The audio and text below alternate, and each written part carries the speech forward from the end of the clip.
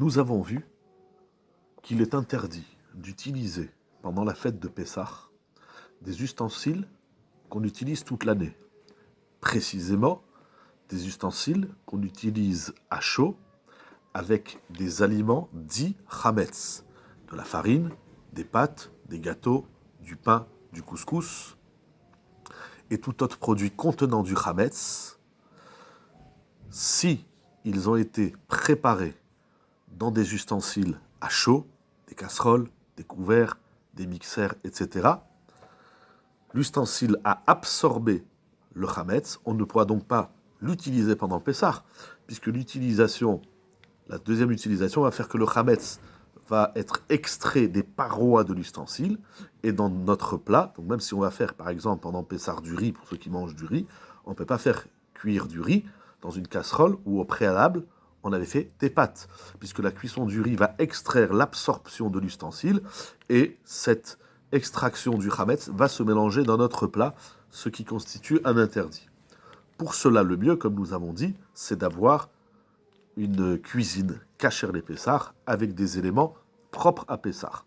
Dans certains cas, il n'est pas donné à tout le monde d'avoir de la vaisselle uniquement pour Pessah, donc nous allons procéder à la kashérisation des ustensiles dits chametz. La kashérisation connaît différents types.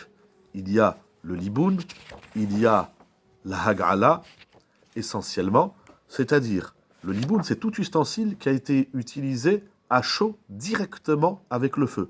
Par exemple, des brochettes. Certains, lorsqu'ils font des brochettes, alors ils vont piquer leurs saucisses, leurs boulettes, mais également du pain, des morceaux de pain. Donc là, la brochette est chametz, et puisqu'elle était au contact direct avec le feu, il faudra une kashérisation plus sévère qui s'appelle le liboun. La hag'ala concerne des ustensiles où on a fait une cuisson avec un liquide.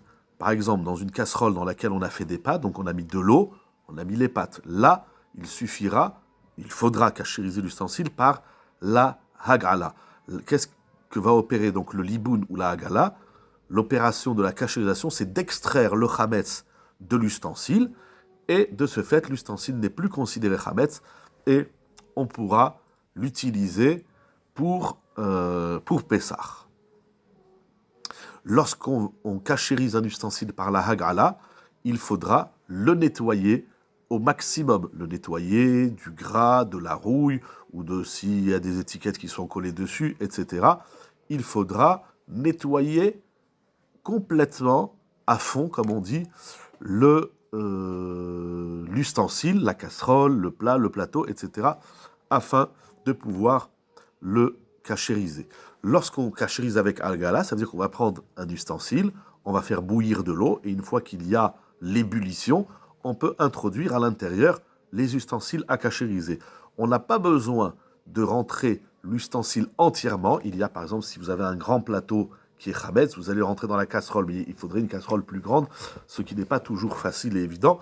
Donc on peut faire la hag'ala en tournant le kéli, en le laissant dans l'eau. C'est pas on le rentre, on le sort. Il faut bien connaître les lois de la hag'ala, de la kashérisation. Il y a des gens qui rentrent la fourchette ou le plateau et ils le ressortent. Non, il faut le laisser à l'intérieur. Et souvent, lorsqu'on introduit un ustensile dans une eau qui est en ébullition, l'ébullition diminue. Et donc, il faudra attendre que l'ébullition reparte. Il faut laisser l'ustensile quelques instants dans l'eau bouillante. De même, on n'introduit pas beaucoup d'ustensiles ensemble dans l'eau chaude. Parce que si on les laisse ensemble dans l'eau chaude, bien évidemment, l'eau chaude ne pourra pas avoir l'eau bouillante, ne pourra pas avoir effet. On ne met pas plusieurs assiettes, ou si on met plusieurs couverts, il faudra les remuer de temps en temps. Après la hag'ala, après la kashérisation à l'eau bouillante, après qu'on a laissé tremper les ustensiles dans l'eau bouillante, on les sort et on les passe à l'eau froide. Si on ne l'a pas fait, c'est pas grave a posteriori, mais a priori, il faudra les rincer à l'eau froide. Voilà, grossièrement, je dis bien grossièrement, toutes les lois de la hag'ala. Alors l'eau chaude doit provenir, donc c'est une eau qu'on a laissé chauffer ou sur une gazinière, ou même une eau qu'on a chauffée avec un koum-koum électrique. Ça s'appelle que l'eau est chaude, et donc on a le droit d'utiliser toute eau bouillante, donc à gaz ou électrique, et il n'y a pas de préférence que ce soit chauffé d'une façon ou d'une autre, tant que l'eau est bouillante. Mais si on a laissé de l'eau au soleil et elle est tiède, cela ne suffit pas. Il faudra cachériser par de l'eau bouillante chauffée par le feu ou par l'électricité.